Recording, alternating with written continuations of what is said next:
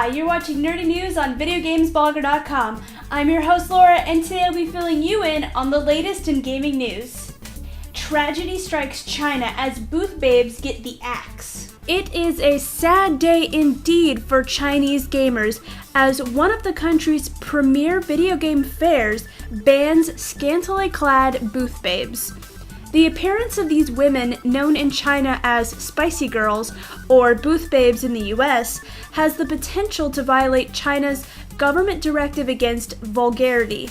According to a report from the Shanghai Daily, the newfound paranoia in the industry is said to have come from a recent government crackdown on video games deemed too vulgar. Women in attendance at the video game fair must now adhere to a strict dress code. The prohibition of booth babes from a video game convention may sound like the work of an extreme communist dictatorship, but it actually happened in the US first. In 2006, the famous E3 convention in Los Angeles forbid vendors from hiring the semi-clad models for their booths. Fortunately, the booth babe tradition stayed alive in the face of adversity, and in 2009, after the attendance in E3 dropped, the convention organizers revamped the rules. Nintendo faces an uncertain future as Apple eats into its profits. The unexpectedly weak demand for the Nintendo 3DS has prompted Nintendo to cut its profit forecast for the year ending in March by more than 80%. It was a setback for a company that bet on a new hit to turn around its waning fortunes. Nintendo has sold just over 710,000 3DS devices in 3 months, down from 3.6 million the prior quarter. Consumers are favoring devices from Apple and cheaper games that can be played online or easily accessed and played with friends via smartphones. This led to the decision to drop the 3DS's price by about a third, to $170 from $250. Nintendo has also offered free software to those who purchase the 3DS at the higher price. American consumers' awareness of 3D entertainment has declined, with the exception of 3D video games.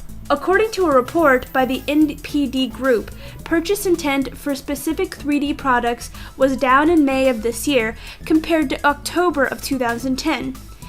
Yet, while declines were noted in almost all 3D product categories, the analyst group said that there were in fact an increase in awareness for 3D products in home and portable video game consoles. Portable handheld 3D in particular saw the biggest increase in consumer awareness, up 5% from last October, mainly due to the launch of the Nintendo 3DS console in February.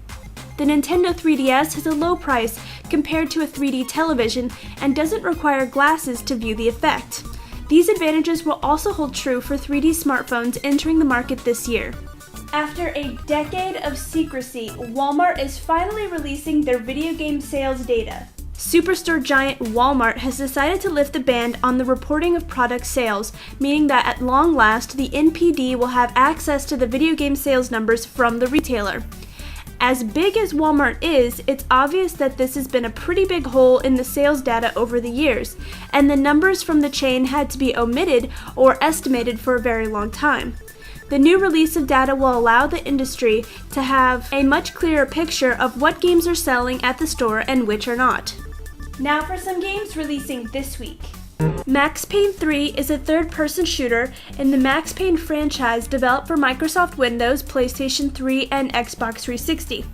This will be the first game in the series not to be developed by Finnish game developer Remedy Entertainment and not to be written by series creator Sam Lake.